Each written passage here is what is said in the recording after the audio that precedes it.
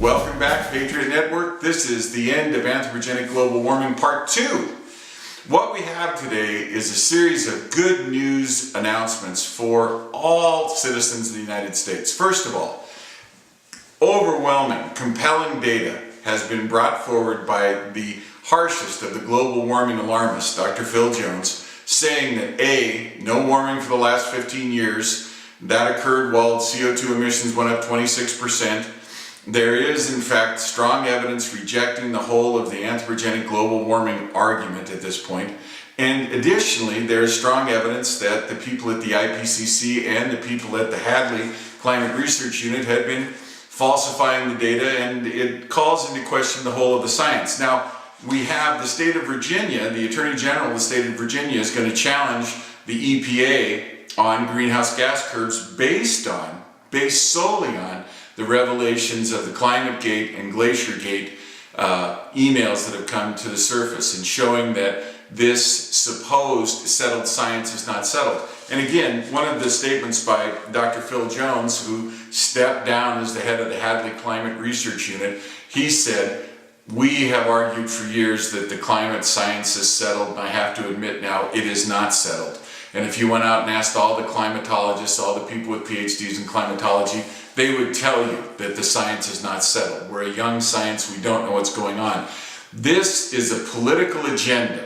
These people, these so-called environmentalists, the watermelons, green on the outside, red on the inside, have been trying to destroy capitalism. If you looked at what came out of Copenhagen, or as I like to refer to it, Nopenhagen, the Copenhagen Accords were all about not science, not CO2 emissions, not global warming. It was about how much money the first world needed to send to the third world. It's clear socialist, Marxist tripe. It's income redistribution at the global level. It is not about whether or not the globe is getting warmer or colder. So the good news here, first and foremost, is that Phil Jones and the other rabid warmists have had to admit they've been publicly stripped of the imprimatur of science. They're not scientists. They're social activists. And they're not even social activists who had a good agenda. They're social activists in the Malthusian mode who think there's too many humans and the only way to take care of stuff is by eliminating a certain amount of the population of the earth. Again, Paul Watson, the founder of the Sea Shepherd organization, says that the earth has 4 billion too many people and we immediately need to reduce our population by 4 billion. Now, he doesn't have the willingness of the Church of Euthanasia or the voluntary human extinction movement. He's not going to lead the way by committing suicide first, but he wants 4 billion other people not like him, people who aren't as enlightened as he is, to go ahead and kill themselves. We are on the verge of taking back a major part of the way that we run our country. In the United States, for years, we have been forbidden by the rabid environmental movement from drilling for oil. Well, guess what? The U.S. Geologic Survey says in a report published last year that we have more oil in the United States than all of the Middle East. Now, this is just absolutely stunning to me because it should be on the front page of every paper in America, and instead there's very few people who've looked at this. And I'm quoting from this study, hidden 1,000 feet beneath the surface of the Rocky Mountains lay the largest untapped oil reserve in the world. It is more than 2 trillion barrels. Now, this is 8 times as much oil as Saudi Arabia, 18 times as much oil as Iraq, 21 times as much as Kuwait, 22 times as much as Iran, 500 times as much as Yemen. Now, what does that mean? That means that we can do 2 things now that we've needed to do for years. It's time to start to rebuild the energy infrastructure of the United States. We need to drill here, drill now. We need to drill the Outer Continental Shelf. We need to drill the Rockies. We need to drill the Bakken Field. We need to drill the North Slope in Alaska. Coupled with that, we need to build 10 new nuclear power plants in each one of the 50 states. President Obama, under the guise of building nuclear power plants, but it's really a sneaky way to leverage cap and trade, which we don't need to do because the science, Dr. Phil Jones, it's not happening, warming's not occurring. 15 years of no warming while CO2 went up 26%, so we can just disregard that entirely. And oh, by the way, the real issue here, if you want to talk about pollution, we need to talk about SOx, NOx, and methane. If you want to talk about sulfur If you want to talk about nitrogen, if you want to talk about methane, great, I'm with you. There's all kinds of things we need to do to prevent pollution. CO2 is plant food. 300 parts per million, 400 parts per million in the atmosphere is nothing. If you're like me and you worked in greenhouses as a kid, you worked every day around 1,000 to 1,500 parts per million CO2. It was great for the plants, great for you, didn't hurt a thing. There's no evidence, none whatsoever, that CO2 is anything other than plant food. The EPA's definition of CO2 as a pollutant is wrong. It's false. It's scientifically false. It's socially unacceptable. It harms the United States economy. It harms the life and livelihood of every single U.S. citizen.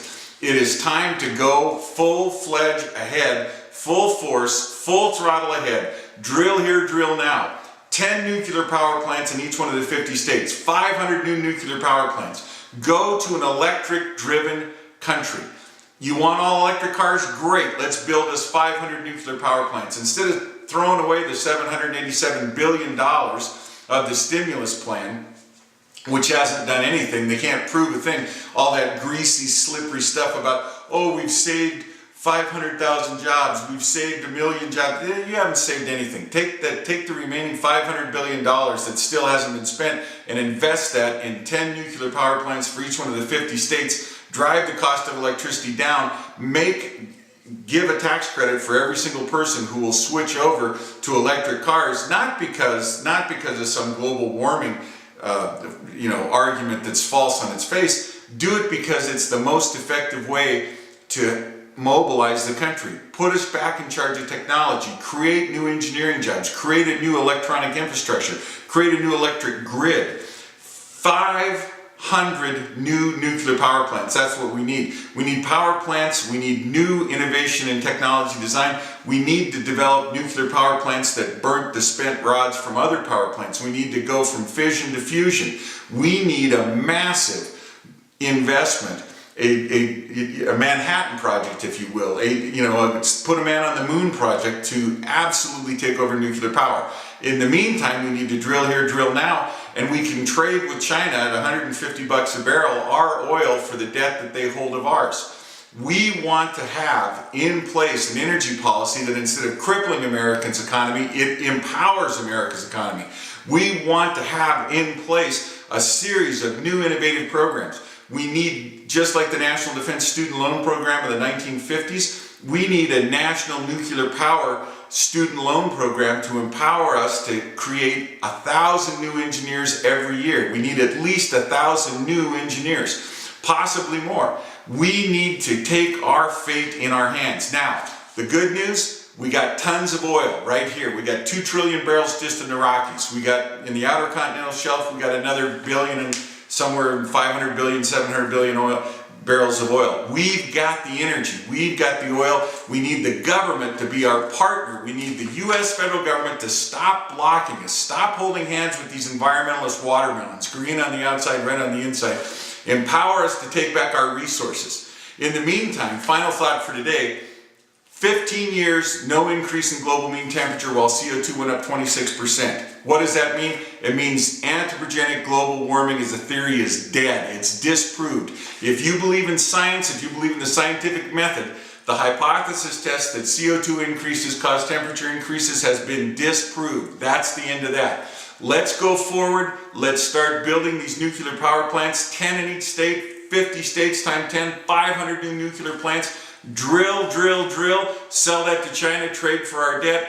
We can reduce our federal debt, we can power our cars, we can do everything we need to do if we'll just act with courage and boldness.